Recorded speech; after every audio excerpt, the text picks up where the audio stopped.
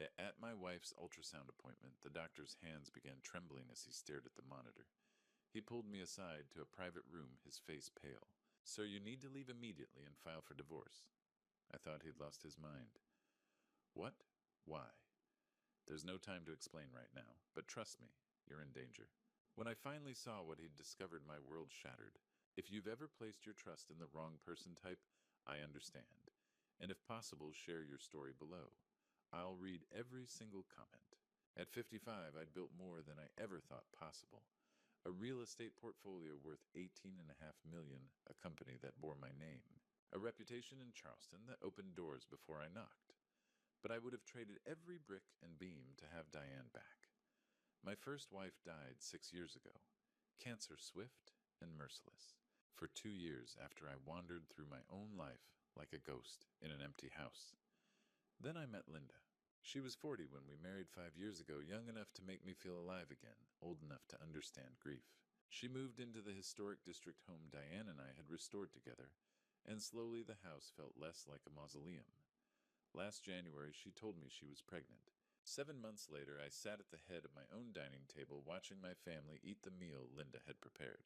My daughter Olivia, 32, brilliant Diane's ghost, in every gesture sat beside her husband Trevor. He'd been my VP at Bennett Properties for 3 years now, capable, ambitious. The son I'd never had. Linda moved around the table, glowing in that way pregnant women do, her hand resting on the curve of her belly. "More wine, honey?" she asked, refilling my glass before I could answer. The headache that had plagued me for weeks pulsed behind my eyes. I'd been to the doctor twice. "Stress," he said. "Overwork." "Nothing serious." "You okay, Dad?" Olivia asked. "You look pale." "I'm fine, sweetheart." I forced a smile. "Just tired." "You've been tired a lot lately," Linda said, concern creasing her forehead. She pulled a small bottle from her pocket, shook out 2 capsules. "Your vitamins. You forgot them this morning." I took them. Swallowed them with water. They tasted faintly bitter, but vitamins often did. "Oh," Linda's face lit up. "I almost forgot Lucas. The ultrasound appointment is next Tuesday at 10. You'll come with me, won't you? I really want you there." "Of course," I said. "I wouldn't miss it." She beamed, squeezing my shoulder as she passed. Trevor smiled across the table. "That's great, Dad," he said. "Big moment finding out if it's a boy or girl." "We'll find out together," Linda said, her eyes on mine. Warm, loving, perfect. The conversation shifted. Olivia talked about a new client at her therapy practice. Trevor mentioned the Mount Pleasant development permits finally approved groundbreaking in June. Linda laughed at something, her hand finding mine across the table. I looked at them, my family gathered around my table, and felt something I hadn't felt since Diane died. Gratitude? Except Trevor's hand lingered on Linda's shoulder when he passed her the bread basket. Just a second too long. Except Linda's phone buzzed 3 times during dinner, and each time she turned it face down without looking. Except when I mentioned a hotel charge on the company card last month. Wentworth Mansion, 847th house. Trevor's face went very still before he said, "Client dinner. The Harpers from Atlanta." I didn't remember us courting the Harpers, but I was tired. The headache was getting worse, and my family was here whole and happy. I took another sip of water, not knowing I was swallowing down poison with it. 3 days later, the headaches were no longer something I could ignore. I woke that morning to find Linda already dressed. Her face creased with concern as she watched me struggle to sit up. Everything ached. My joints felt like they'd been filled with lead, and the nausea hit before my feet even touched the floor.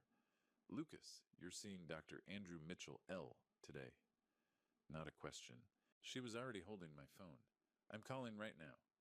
"I'm fine," I said, but even I didn't believe it anymore. The vitamins she'd been giving me weren't helping. If anything, I felt worse. "You're not fine." Her hand on my shoulder felt almost genuine. "Please, for me." Dr. Andrew Mitchell, L., had been my physician for 15 years. He listened patiently as I described the symptoms. The persistent headaches, the nausea that came in waves, the exhaustion that made climbing stairs feel like summiting a mountain. "Joint pain?" he asked, pressing on my knees. I winced. "Started a few days ago." He sat back, removing his stethoscope. "Lucas, you're 55. You run an $18 million real estate empire. You just took on that Mount Pleasant development. He gave me that look doctors reserve for type A personalities. Classic stress. Your body's telling you to slow down. But the nausea, stress can manifest physically. GI issues, headaches, fatigue textbook. He scribbled on his prescription pad. I'm ordering some blood work just to be safe, but I'd bet my license it'll come back normal. In the meantime, get some rest. Consider these if the anxiety gets worse. He handed me a script for anti-anxiety medication. Linda squeezed my hand. See, I've been telling you to take it easy. That evening, Linda brought me chamomile tea and another one of those horse pill vitamins. Dr. Andrew Mitchell L. said, rest so rest. I'll handle dinner. She kissed my forehead like I was a child. I swallowed the capsule. The bitter taste lingered even after the tea. My phone buzzed. Olivia. Hey, Dad. Just checking on you. Linda said you saw Dr. Andrew Mitchell. L. He thinks it's stress. Good. That's good. A pause. Oh, and those DNA kits I mentioned. They arrived today. Trevor and I are going to do ours this weekend. Isn't that exciting? Something cold settled in my chest. Yeah, exciting.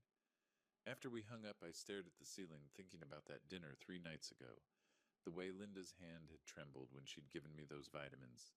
The look she'd exchanged with Trevor when Olivia mentioned DNA testing. My gut, the same instinct that had built a multi-million-dollar business, was screaming that something was wrong. But Dr. Mitchell had said stress. Linda had said rest. And that night when she handed me another capsule, I took it without question. I took another vitamin without question. The ultrasound appointment was Tuesday morning, 10 days after that dinner. Linda had been excited all week talking about nursery colors, baby names, whether we'd learned the gender. I drove us to the medical center at Charleston Women's Health, her hand resting on mine whenever I shifted gears. I'm so glad you're here, she said as we pulled into the parking lot. This is our moment, Lucas. Our family. Our moment. Our family. The ultrasound room was dim clinical, the screen glowing blue as the technician squeezed cold gel onto Linda's rounded belly. I stood beside the bed, holding her hand, watching the grainy image flicker across the monitor. There's the head, the technician said, moving the transducer wand slowly. And the heart-strong rhythm, 140 beats per minute. Everything's developing beautifully for 32 weeks. Linda squeezed my hand, smiled up at me with tears in her eyes. I smiled back, feeling nothing but the dull throb behind my temples that had become constant. Then the technician's hand stilled. Her eyes fixed on a second monitor, one displaying lab results instead of the ultrasound image. Something in her expression changed, just for a second. Excuse me? She said, standing abruptly. Yeah, I need to get Dr. James Rutherford L. Standard protocol, nothing to worry about? She left before either of us could ask why. Linda laughed nervously. That's never a good sign, is it? I'm sure everything's fine, I said, but my chest felt tight. 5 minutes later, Dr. James Rutherford entered 50-something silver-haired, the kind of calm, authoritative presence that had delivered half of Charleston's babies over 30 years. He glanced at the ultrasound screen, then at the lab monitor, then at me, then at Linda. Mrs. Bennett, I have good news. The baby is perfectly healthy, strong heartbeat, proper development, no concerns whatsoever. He paused. But I do need to speak with your husband privately for a moment. Just some administrative matters regarding the prenatal screening panel. Linda frowned. Administrative matters now. It'll just take a minute. Dr. James Rutherford L.O.'s tone was gentle but absolute. He gestured toward the door. I followed him into a small consultation room down the hall. The door clicked shut behind us. Mr. Bennett. Dr. James Rutherford L.'s voice was quiet professional. As part of our standard prenatal care, we run a comprehensive screening panel. One component is paternity confirmation helps ensure accurate medical history for the child. He turned his computer screen toward me. The results came back this morning. I stared at the lab report. Bold letters across the top, paternity screening results. Biological father match identified in system. Donovan Trevor M., 99. 97% probability reference. Sample Employee Wellness Program. March 2025. The words blurred, refocused, blurred again. That's my son-in-law, I heard myself say. I know. Dr. I. James Rutherford Elwood's voice was steady. but his eyes held something that looked like carefully controlled anger. His DNA from Bennett Properties Employee Health Screening is in our database. The markers are a conclusive match. Mr. Bennett, I'm very sorry. The room felt airless. Does she know you've told me? No. The results were flagged for my review only. I wanted to speak with you first. Don't tell her. The words came fast, instinctive. When we go back in there, you tell us it's a healthy baby boy and everything is perfect. Nothing else. Dr. James Rutherford L. studied my face for a long moment. Mr. Bennett, I have to ask, are you safe at home? If you need resources, domestic support services. I'm fine. I stood legs unsteady. Just give me 1 minute. Then we go back and this conversation never happened. I stood alone in that consultation room, staring at Trevor's name on the screen, while 30 years of building a life, a company, a legacy, collapsed into a single undeniable truth. My wife was carrying my son-in-law's child, and the vitamins she'd been giving me for 3 months, the ones that made me weaker every day, suddenly made perfect, terrible sense. I walked back to the ultrasound room, smiled, kissed Linda's forehead. Everything okay? She asked. Perfect, I said. It's a boy. She cried happy tears. I held her hand while Dr. James Rutherford L. finished the scan, printed photos, offered congratulations. I drove us home, made lunch, admired paint swatches. And when Linda left for her prenatal yoga class that afternoon, I sat in my home office staring at the ultrasound photo of a baby who wasn't mine, and called the one person I'd trusted for 30 years. Robert, I said when my attorney answered, I need the best private investigator you know, and I need him today. 2 days after the ultrasound, I unlocked my home office and closed the door behind me. Linda was out another prenatal appointment, though now every appointment, every yoga class, every errand felt like a lie I'd been too blind to see. I spread everything across my mahogany desk. Bank statements, corporate credit card logs, calendars, phone records, keycard access reports. Everything I could pull without raising suspicion. If Trevor was the father, and the DNA said he was 99.97% certain, then there had to be a timeline, a window of conception, proof beyond the clinical numbers on Dr. James Rutherford. A screen. I started with Linda's pregnancy announcement. Mid-January, she'd told me she was 10 weeks along. Tears in her eyes, hand on my chest. Voice soft with wonder. We're having a baby. 10 weeks in January meant conception in early November. November. I pulled up my calendar app. November 14, 16, 2024, Columbia, South Carolina. The Commercial Real Estate Development Summit. I'd given a keynote on adaptive reuse projects. Gone 3 full days, 2 nights. I remembered because Olivia had called me from Atlanta.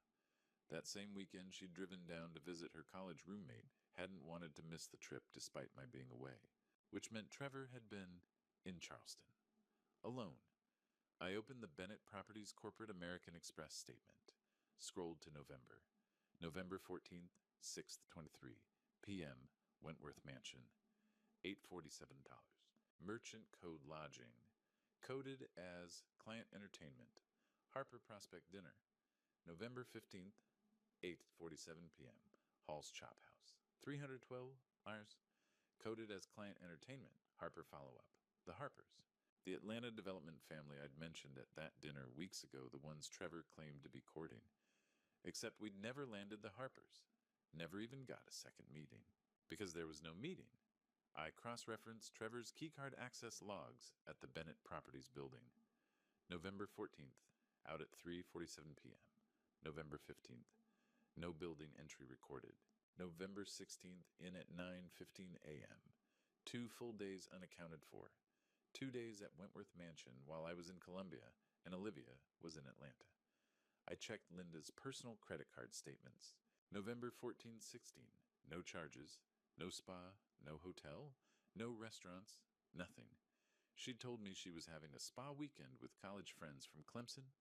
Girls' weekend, she'd said. Massages and wine and catching up. No transaction history. No evidence she'd gone anywhere at all. I kept digging. December, January, February, March. The pattern emerged like cracks, spreading through ice. December 8-9. I was in Atlanta, meeting with institutional investors about the Mount Pleasant mixed-use development. 2 days overnight stay. Trevor's Amex Kiowa Island Resort, $623 coded, client retreat, strategic planning. Olivia's work calendar showed she'd been covering evening clients those nights. Linda's statement blank. She told me book club at Jennifer's house. January 12th. I'd had outpatient surgery for a torn meniscus minor procedure, but Linda had insisted on staying home to take care of me and make sure I rested. I'd been grateful, except the corporate Amex showed a charge that night. Renaissance Charleston, $287. Trevor's note. Working late on Mount Pleasant permits grabbed a room to avoid the late drive home. Except Olivia had been home that night.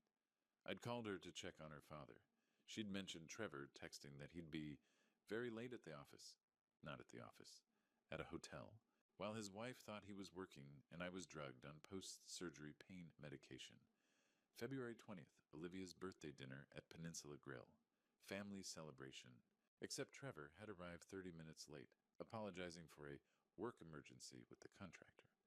The Amex showed a 6:14 p.m. charge at Wentworth Mansion. Room service, $126. He'd been with Linda before coming to his own wife's birthday dinner. I sat back in my chair, staring at the spreadsheet I'd built. Every gap in my travel schedule. Every night Olivia worked late or traveled. Every evening I was occupied or medicated or simply trusting. They'd been careful, coded the charges as business expenses, timed their meetings around gaps in both our schedules, created alibis, yoga book clubs, late work nights, client dinners. But they hadn't been careful enough. This wasn't a mistake. This wasn't passion overwhelming good judgment. This was calculated, deliberate. A months-long affair timed precisely around my absence and my daughter's availability. And the baby conceived in November, announced in January, had been part of the plan all along. My phone buzzed on the desk. Text from Linda. Appointment done, heading home. Want me to grab dinner, craving that Thai place you love? I stared at the message. The cheerful emoji, the casual affection. I typed back, sure, whatever you want. See you soon. Then I opened a new document and began cataloging everything. Dates, charges, hotels, timelines, cross-references. Every piece of evidence that would prove beyond DNA, beyond doubt exactly what had been happening in my own family while I smiled and handed out vitamins and planned for a future that was always a lie. My wife and my son-in-law had been having an affair for over a year, and now I was going to make sure everyone knew it. Robert answered on the second ring. Lucas, what's wrong? He'd always been able to read me, even over the phone. We'd known each other since law school, 30 years of business deals, golf games, and the kind of friendship that doesn't require pretense. I need to see you now, somewhere private. 20 minutes later, I sat across from him in a back booth at a coffee shop on King Street, the morning crowd providing cover. I slid the printed DNA results across the table without a word. Robert read in silence, his lawyer's face carefully neutral. When he looked up, his eyes held something I'd never seen there before. Rage on my behalf. Jesus Christ, Lucas. There's more. I showed him the timeline the hotel charges the insurance policy. Everything I'd compiled yesterday. My voice stayed steady, but my hands shook as I turned the pages. Robert reached across the table and gripped my shoulder. I know someone, Hunter Blake. Ex-Charleston PD ran major crimes for 10 years before going private. If there's anything else to find, he'll find it. And he's discreet. This won't end up in the society pages. Hunter Blake's office sat above a bookstore on Broad Street, accessible only by a narrow staircase. The man who answered my knock looked exactly like someone who'd spent 20 years dealing with Charleston's ugliest secrets. Late 40s weathered face eyes that missed nothing. He wore jeans and a button-down no-tie, competent hands that suggested he could still handle himself if needed. Mr. Bennett, Robert called ahead. His handshake was firm. Please sit. His office was spare desk, 2 chairs, filing cabinets, a wall of framed commendations from his police days. No wedding ring, no personal photos. A man who kept his distance from the mess he investigated. Tell me what you need, he said, pulling out a legal pad. I walked him through it. The DNA results. The timeline.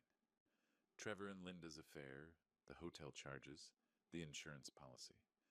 He took notes in efficient shorthand, asking occasional questions that showed he was already thinking 3 steps ahead.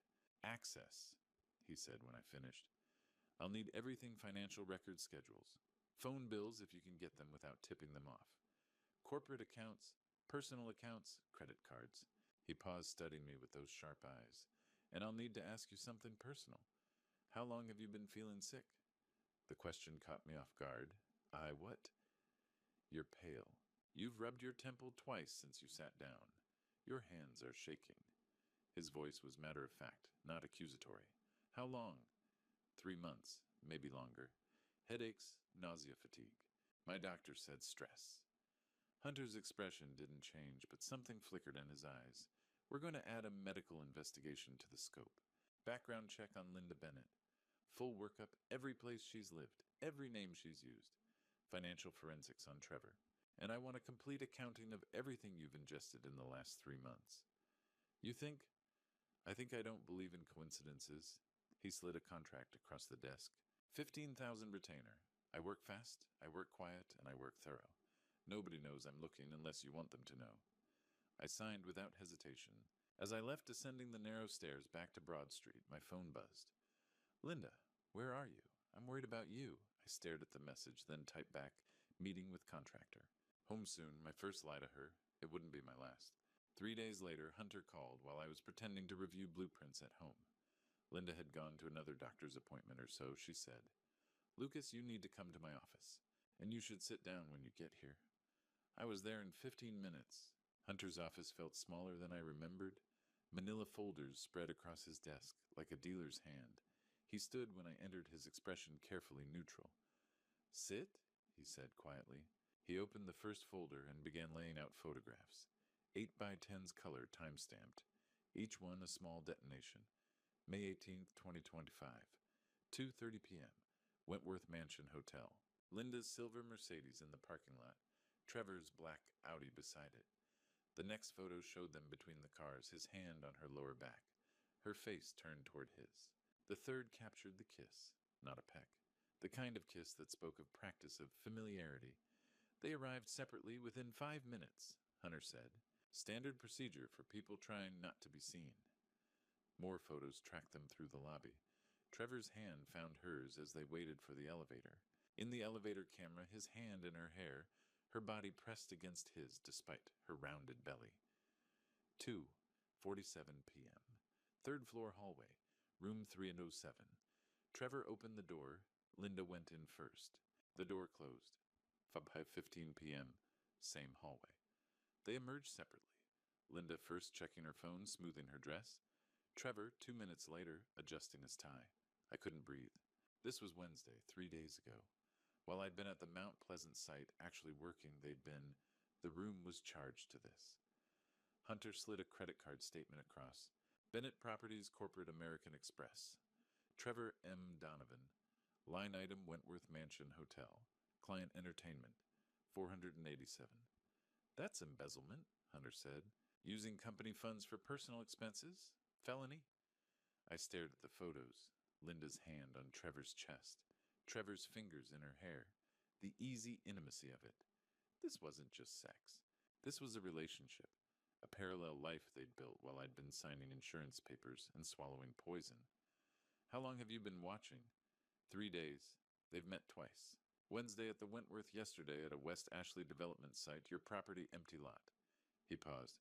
This isn't over. It's ongoing. The nausea hit hard. I made it to his trash can before I was sick. My body rejecting the evidence along with everything else. Breakfast, the vitamins Linda had given me that morning. The last fragments of the life I'd thought I was living. Hunter handed me water without comment. There's more, he said when I could sit up. I started the background check on Linda. He slid another folder across the desk, thicker than the first. Linda Bennett didn't exist before 2019. I looked at him, not understanding. I mean literally. No credit history. No employment records. No address history. Nothing. She appeared out of thin air the year before she met you. His eyes held mine. That's not normal. That's not possible. Unless she's using a stolen identity. The photos on the desk seemed to multiply. Trevor's hand in Linda's hair. The time stamped 3 days ago. The embezzlement charges. The insurance policy. The baby that wasn't mine. And now this, my wife, wasn't even who she said she was. Who did I marry? I whispered. That's what I'm going to find out. But first I had to tell my daughter her husband was a traitor. I texted her that evening, "Can you meet me tomorrow? Just us. I need to talk about your mother's jewelry. A lie, but a necessary one." Trevor couldn't know. She met me the next afternoon at Waterfront Park, sitting beside me on a bench overlooking the harbor. The May sunshine felt obscene against what I was about to do. "Dad, what's wrong?" She'd always been able to read me. "You look terrible. I need to show you something." My hands shook as I pulled out the DNA report. "Olivia, I'm so sorry." She read in silence, her face going pale. "This is Linda's prenatal test, but it says—" Her eyes found the line.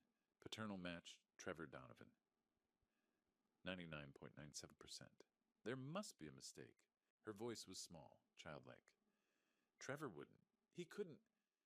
I handed her the envelope of photos. Didn't speak. Let the images tell the story I couldn't bear to say aloud. She looked at the first one, then the second. Her hands began to shake. "When?" she whispered. "Wednesday, 3 days ago. But Olivia, I pulled out the November hotel charges.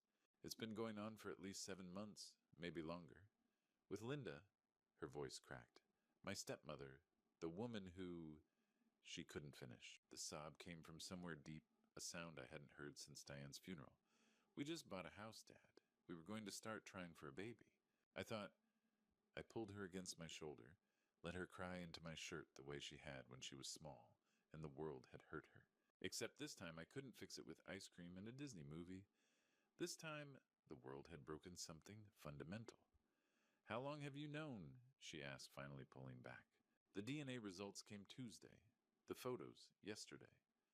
"And you didn't tell me immediately?" "I needed to be sure. I needed evidence you couldn't deny because I knew—" My voice broke. "I knew this would destroy you." She was quiet for a long moment, staring out at the harbor. When she looked back at me, something had changed in her eyes. The softness had hardened into something sharp. "What do we do?" Those 4 words. Not "what should I do" or "I can't believe this." What do we do? My daughter, my brilliant, strong daughter, asking how we fight back. "We gather everything. Hunter's still investigating Linda's using a stolen identity. Trevor's embezzling company funds. There's more here than just an affair. But we need them to think we don't know. Can you do that? Pretend everything's normal?" She laughed bitter and bright. "Smile at the man who's been sleeping with my stepmother while planning a family with me." She wiped her eyes, straightened her shoulders. "Yes, I can do that. And Dad. When we're ready, when we have everything, we'll destroy them. We're going to destroy them." She echoed, and the cold certainty in her voice was both terrifying and magnificent. That night at dinner, Linda's insistence on family meals 3 times a week, I watched Olivia smile at Trevor across the table. Watched her ask about his day, laugh at his jokes, touch his hand like nothing had changed. Trevor smiled back, oblivious. I'd never been prouder of my daughter. Hunter called the next morning. "You need to see this," he said. "Linda Bennett is a ghost." I was at his office within 20 minutes. He had documents spread across his desk, like evidence at a crime scene. At the center was a death certificate official seal from the Texas Department of State Health Services. Linda Marie Bennett. Born March 14th, 1984. Died June 8, 2014. Cause motor vehicle accident. Place Austin, Texas. "Your wife," Hunter said quietly, "stole the identity of a dead woman." I stared at the certificate. The real Linda Bennett had been 30 years old when she died, 12 years ago. The woman living in my house, sleeping in my bed, carrying what she claimed was my child. She'd been using this woman's name, her social security number, her entire identity for at least 5 years. How my voice didn't sound like my own. Hunter pulled out more documents. A birth certificate, old school records from Austin, college transcripts from UT Austin, then nothing. A complete stop at June 2014. The real Linda Bennett was an only child. Parents died when she was in college, drunk driver. No close relatives. She worked as a graphic designer, kept to herself.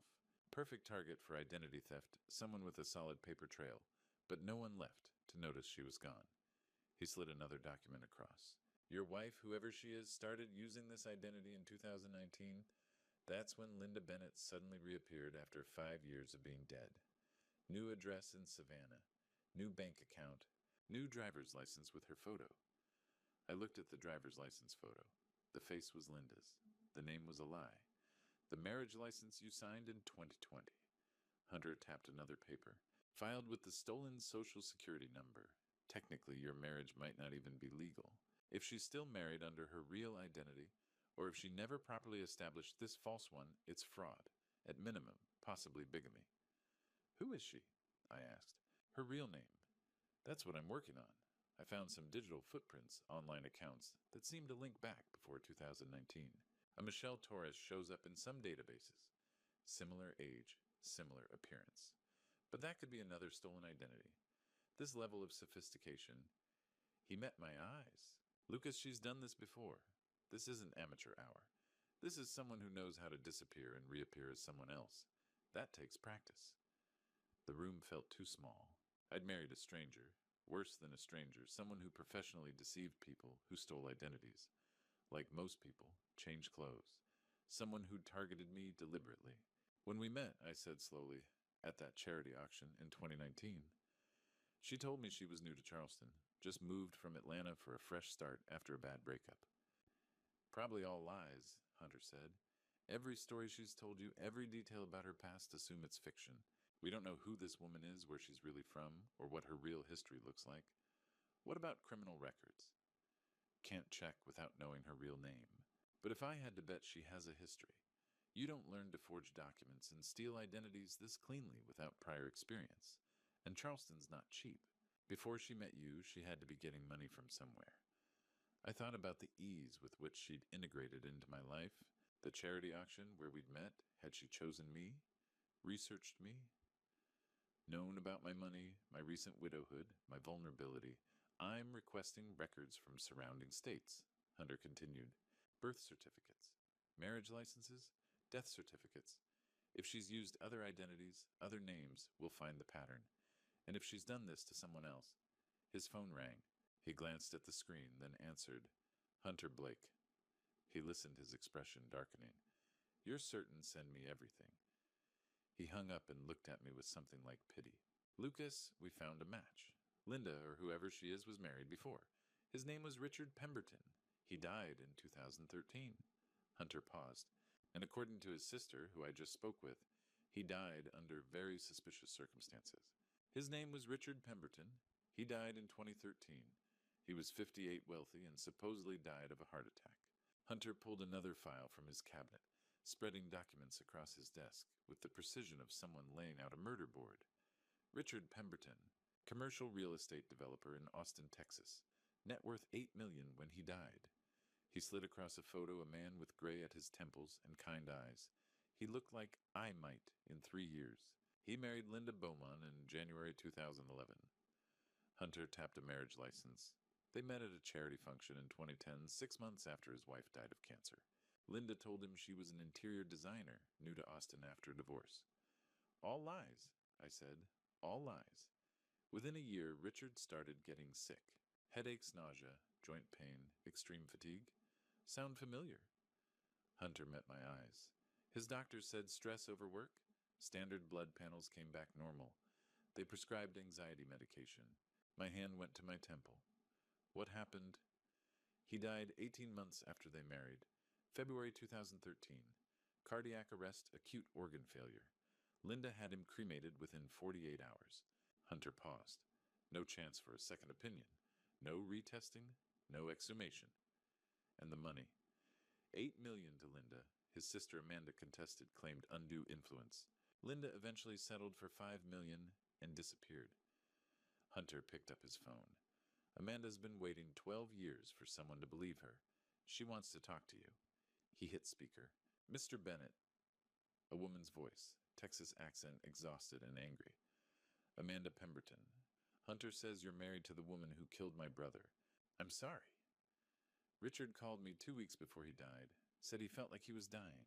I told him to go to the hospital, but Linda convinced him it was just stress. Her voice broke. Mr. Bennett, does your wife give you vitamins? The floor dropped. Yes. Richard took vitamins every morning, Linda insisted. After he died, I had the bottle tested, spent my own money because the police wouldn't listen. It was clean. She'd replaced whatever she'd been giving him. Amanda's voice hardened. Don't take anything she gives you. Not food, not drinks, nothing. And for God's sake, don't let her cremate you. Hunter ended the call. The office was silent except for my ragged breathing. Lucas, Hunter said quietly, your headaches. When did they start? 3 months ago, maybe longer. When did you update your will? I stared at him. January. Linda asked me to add life insurance. $5 million. She said it was for the baby. Hunter stood. We need a toxicology screen? Today, private lab confidential. His eyes were grave. And Lucas, stop taking anything Linda gives you. Not her vitamins, not her tea, nothing that passes through her hands. I nodded, but my mind was on that photo. Richard Pemberton, 58, trusting dead. I'm not sick, I said. I'm being murdered. I went home each night and pretended everything was normal.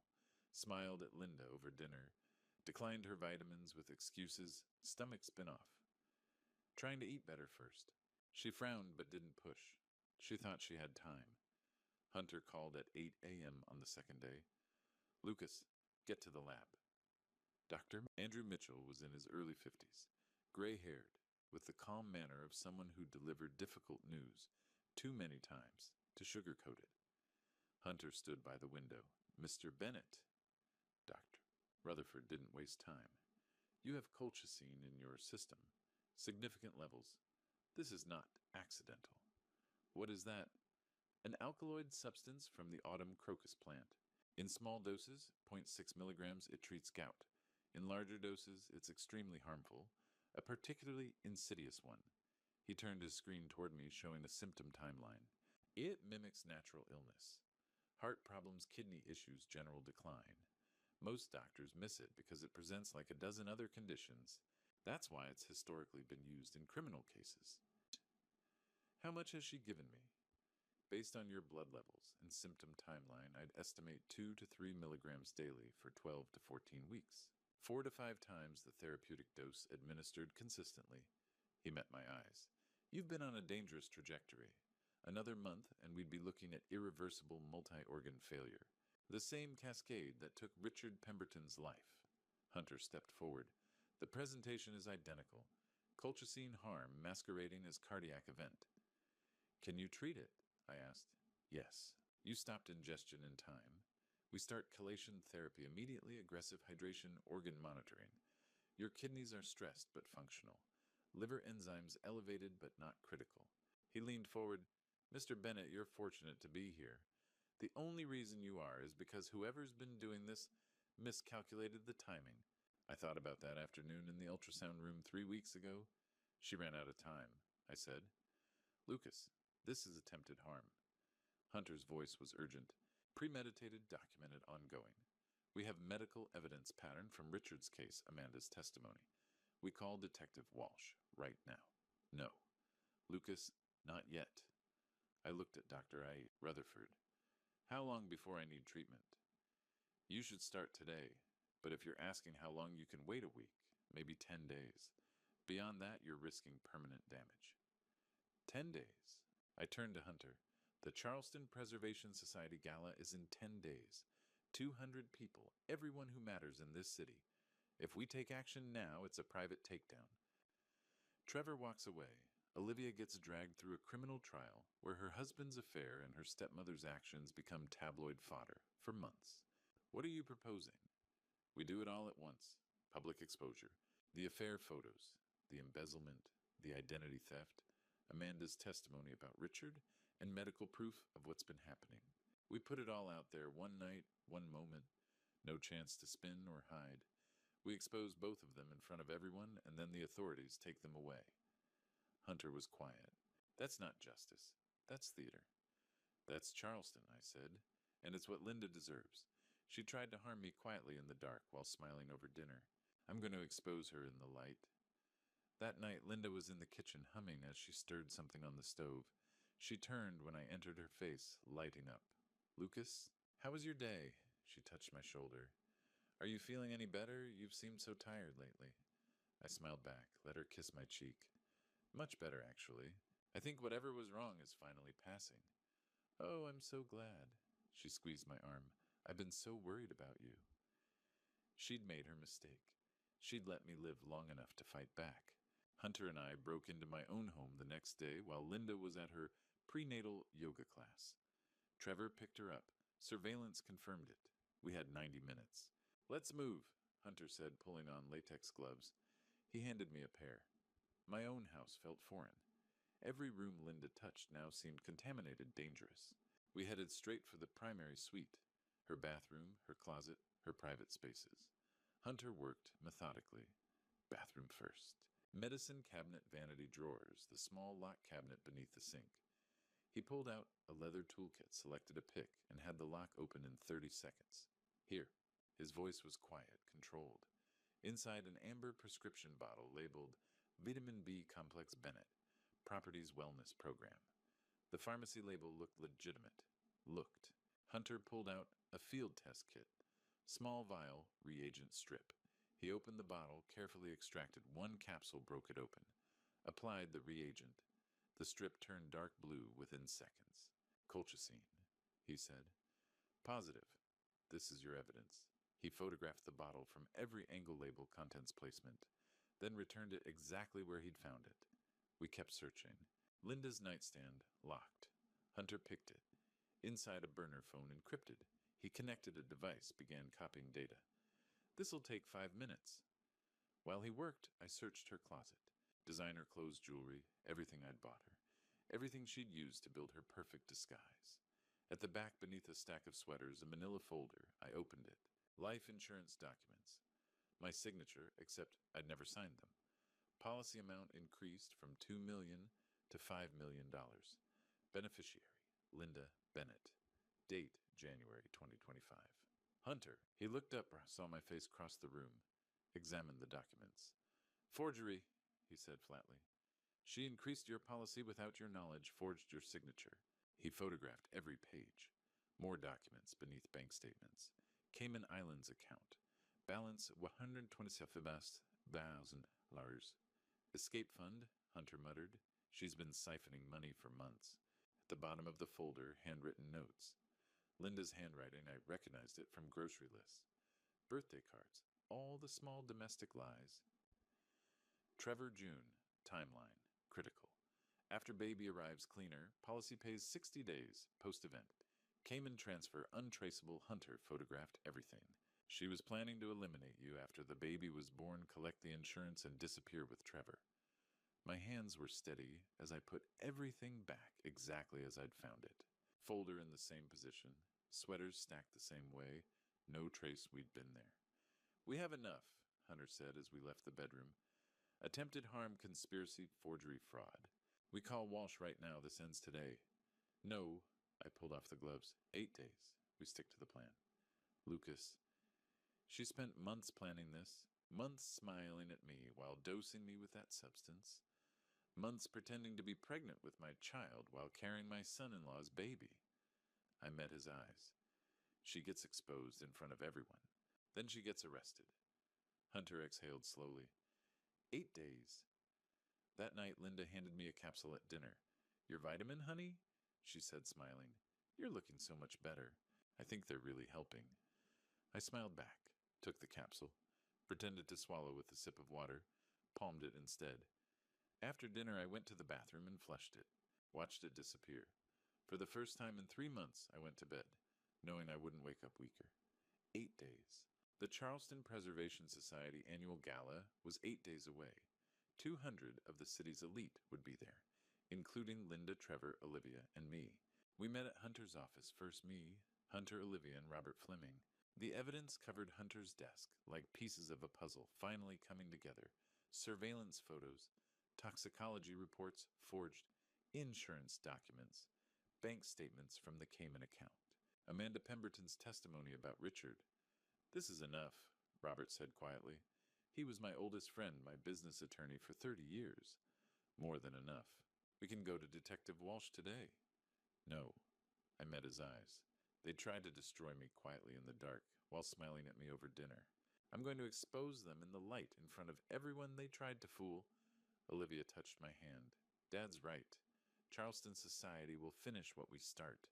They'll be pariahs, unemployable, toxic. Hunter leaned back. Walk me through it. The gala. I pulled out the event schedule.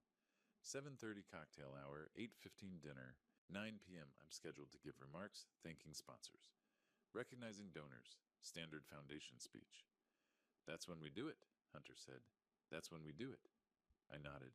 I give my speech. Then I make an unexpected announcement. Hunter, you'll control the AV system. The ballroom has 3 large screens for presentations. When I give the signal, you put the evidence up. Every photo, every document, every piece of the puzzle. And then, Robert asked, and then Detective Walsh and his team, who will be waiting outside, come in with arrest warrants. Attempted harm conspiracy, embezzlement, identity theft, forgery fraud. I looked at each of them. It happens all at once. No time to spin, no time to hide. 200 witnesses. Olivia's voice was steady. I want to be there. I want them to see my face when they realize we know everything. Sweetheart? No, Dad. Her eyes hardened. I've been pretending for 2 weeks that my husband isn't having an affair with my stepmother, that he isn't planning to harm my father. I've smiled at him over breakfast, kissed him goodnight, acted like nothing's wrong. I can handle one more night, and I want to be there when it ends. Hunter pulled out a floor plan of the venue. Olivia sits near the exit here. When Lucas makes the announcement, you leave immediately. Security will escort you out a side door. You don't wait for the confrontation. Agreed, she said. Robert made notes. I'll coordinate with Detective Walsh. The warrants need to be ironclad, no procedural errors they can exploit later. Timeline? Hunter asked. 7 days, I said. We finalize the presentation, confirm Walsh's team positioning, brief venue security. Linda and Trevor can't know anything's changed. Hunter's phone buzzed. He glanced at it, frowned. What? I asked. Surveillance update. He looked up. Linda's been making calls to private maternity nurses. She's planning something. The baby's not due for 6 weeks, Olivia said. Plans change, Hunter said quietly. We need to be ready for anything. 7 days later, Linda went into early labor. The call came at 2 a.m. one day before the gala. Lucas, it's time, Linda said, her voice tight. The baby's coming. I drove her to MUSC maternity in silence. Her hand gripped mine during contractions tight enough to hurt. I thought, this is the last time I'll touch her as my wife. You're so calm, she said between breaths. I knew you'd be strong for me. Strong, the word felt obscene. Labor lasted 6 hours. Linda insisted I stay in the room. I need you here. I can't do this without you. And I stayed because leaving would break the facade. I held her hand, counted breaths, watched the monitors. At 8:47 a.m., a baby boy was born. 7 pounds, 2 ounces. Healthy lungs, his cry filled the room immediately. The nurse cleaned him, wrapped him in a blue blanket, placed him in Linda's arms. He's beautiful, Linda whispered, tears streaming down her face. Lucas, look at him. He has your nose. I looked at my son, except he wasn't my son. I saw Trevor in the shape of his eyes, the set of his mouth. But I also saw an innocent child who hadn't asked to be born into this web of lies. He's perfect, I said, and I meant it. The baby was perfect. Blameless. Linda smiled. What should we name him? Let's wait, I said gently. Make sure you're both healthy first. 2 hours later, Trevor arrived. I wanted to be here for Olivia and Dad, he said, embracing me with practiced warmth. Congratulations, Lucas. This is incredible. Olivia came with him. Her face was composed, but I saw the fracture lines. She hugged Linda, cooed over the baby, played her role flawlessly. Trevor held the baby. I watched his face transform, genuine love, all wonder. The biological father holding his son for the first time, unable to claim him. It was tragedy and justice twisted together. He's amazing, Trevor said softly. His voice cracked. You guys are so lucky. Olivia stood beside him, watching her husband cradle the child he'd conceived with her stepmother. I saw her hands tremble, saw her swallow hard. Can I hold him? I asked. Trevor handed him over carefully. The baby was warm, solid, real. He opened his eyes, dark blue, unfocused, and made a small sound. This child will grow up knowing his mother tried to harm someone and his father betrayed his family, I thought. But he deserves a chance. He's going to have a good life, I said quietly. No matter what. Linda smiled at me from the bed. You're going to be an amazing father, Lucas. Again. I left the hospital at noon. The gala was 7 hours away. Linda would be discharged tomorrow one day, too late to attend. Trevor would go alone, representing the family, while Linda recovered.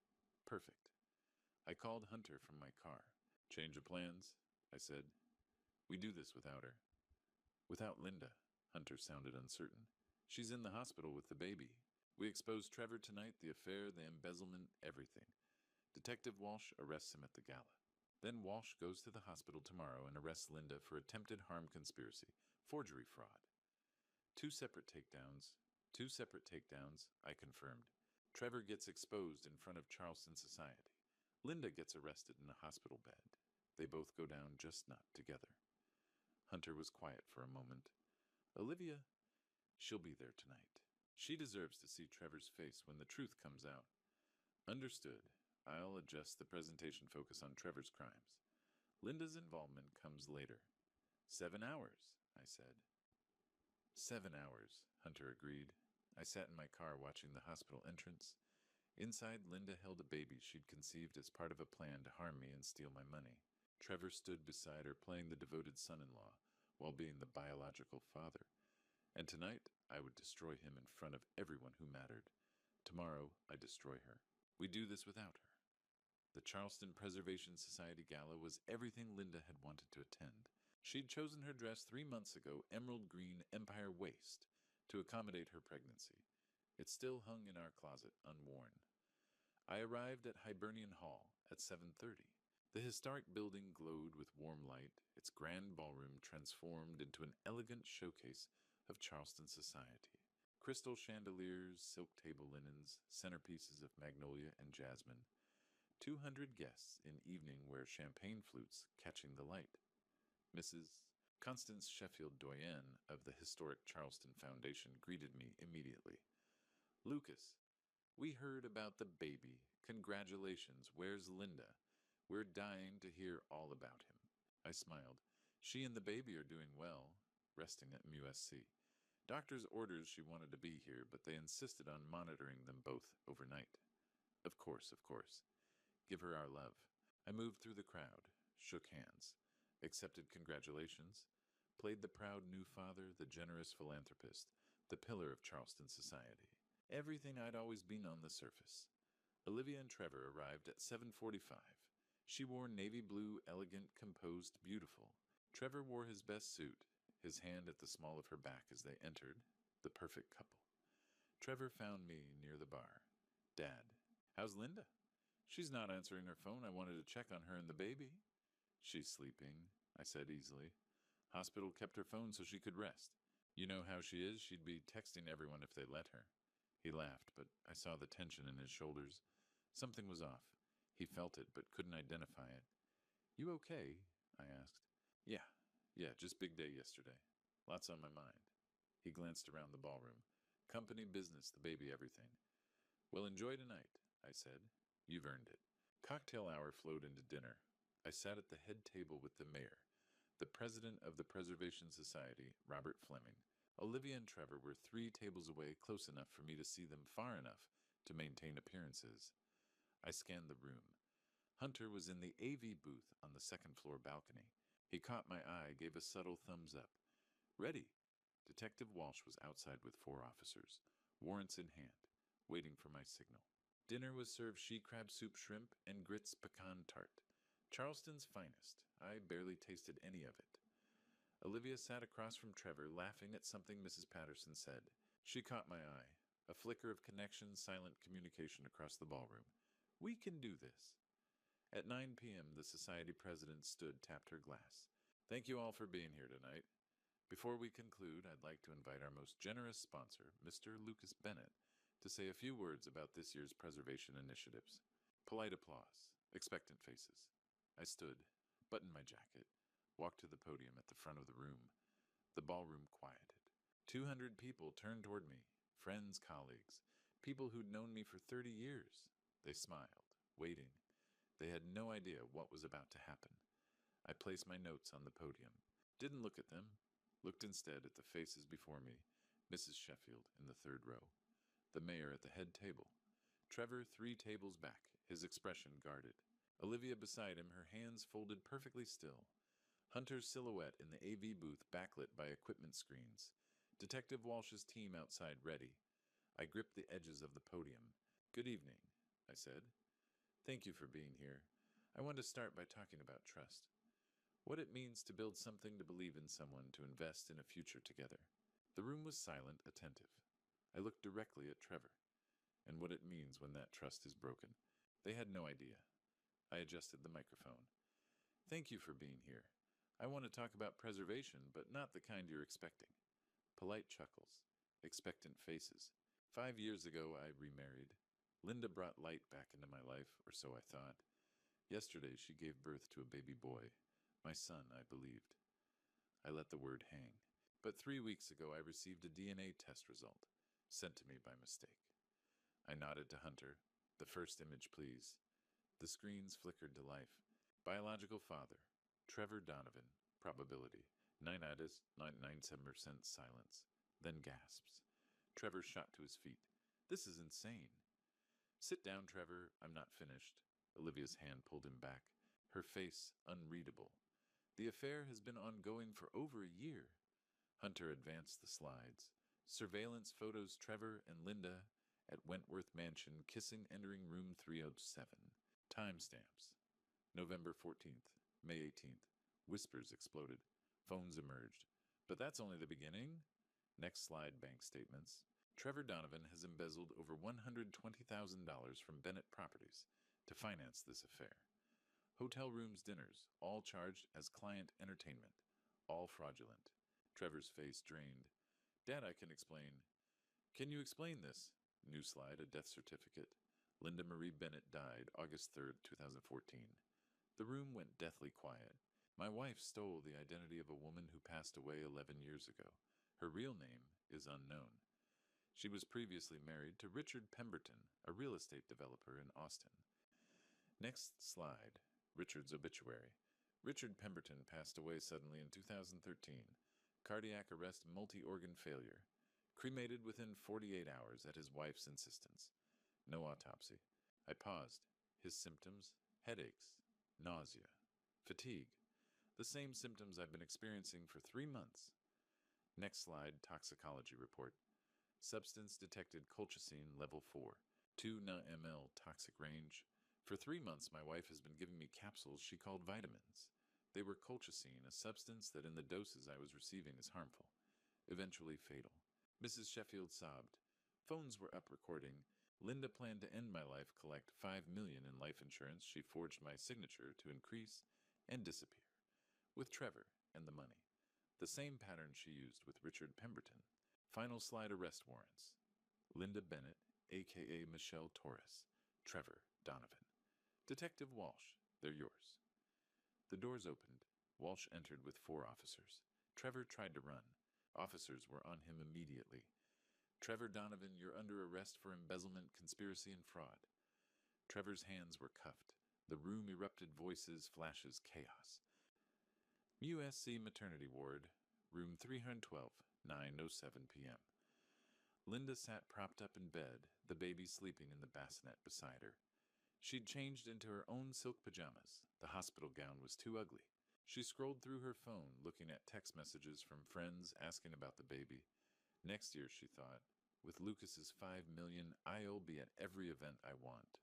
The door opened. She looked up, expecting a nurse. Instead, 2 uniformed officers entered. Detective Walsh behind them, his expression neutral. Linda's smile froze. What's going on? Is something wrong with my husband? Linda Bennett, or whatever your real name is, you're under arrest. Walsh's voice was flat professional. What? She sat up straighter. Arrest for what? Attempted harm, conspiracy, identity theft, fraud, and forgery. Walsh nodded to the officers. Read her rights. This is insane, Linda's voice rose. I just had a baby. You can't. Your husband just exposed everything in front of 200 people at Hibernian Hall, Walsh said. The affair with Trevor Donovan, the embezzlement, the fact that you're not Linda Bennett, she died in 2014, Richard Pemberton, the colchicine poisoning. He held up his phone, showing a video of Lucas at the podium. It's over. Linda's face went white, then red. Her hands clenched the sheets. Trevor, already in custody. Arrested 7 minutes ago. For a moment, she said nothing. Then her expression shifted, shock dissolving into cold, calculated fury. I want a lawyer. You'll get one. Walsh gestured to the officers. Take her. One officer stepped forward with handcuffs. Linda held out her wrists, her jaw tight, her eyes burning. As they cuffed her, she glanced at the baby, her insurance policy, her golden ticket. Gone. What about my son? She asked. Hospital Social Services has custody until family court determines placement, Walsh said. He'll be safe. They let her out. She didn't look back. Hibernian Hall, 9:15 p.m. Olivia stood. Someone handed her a microphone. Trevor. Her voice was clear, steady, devastating. I loved you. I trusted you. I wanted a family with you. You destroyed that. She paused. I'm filing for separation tomorrow, and I thank God we never had children together. The room burst into applause. Mrs. Sheffield rushed to embrace her. The mayor shook my hand. Robert Fleming appeared at my side. My phone buzzed. Text from Walsh Linda in custody. Baby safe. Both suspects transported. It's done. As they led Trevor out in handcuffs, he looked back at me. Not with anger, with something that looked almost like relief. The story hit every news outlet by midnight. Charleston real estate mogul exposes wife's conspiracy at charity gala. I woke the next morning to over 200 text messages. News vans lined the street outside my house.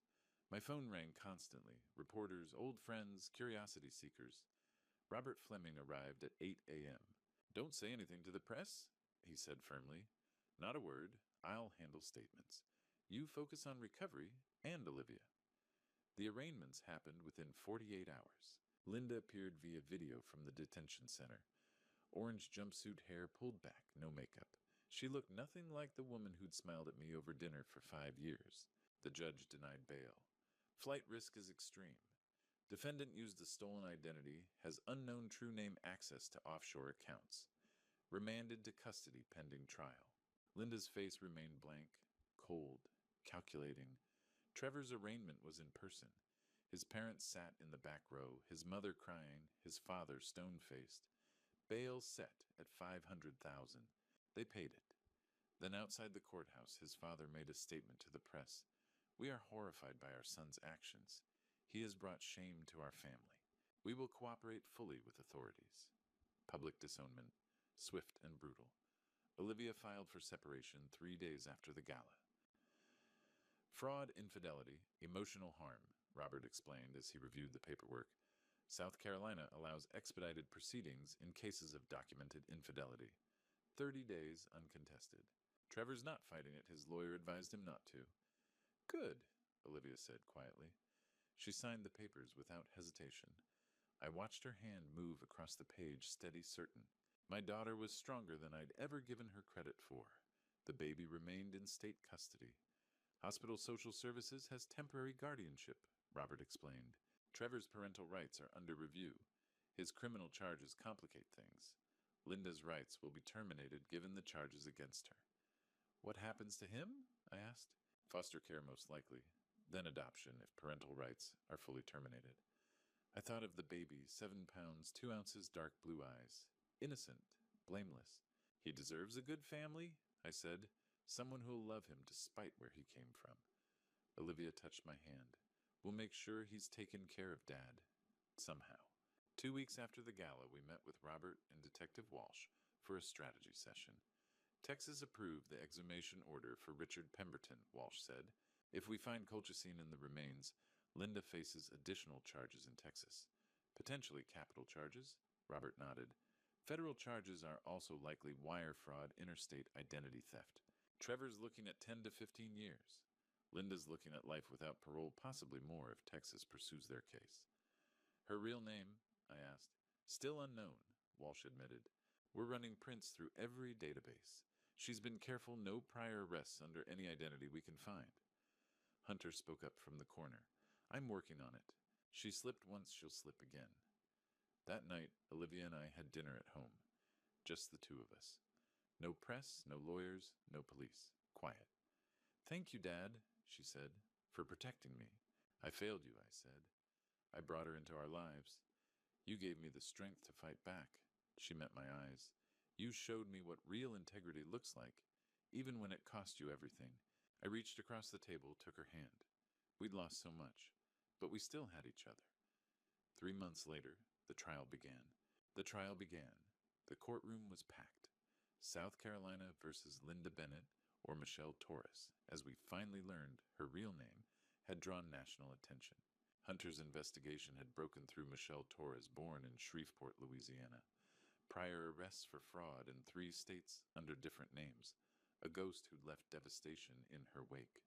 The evidence was overwhelming.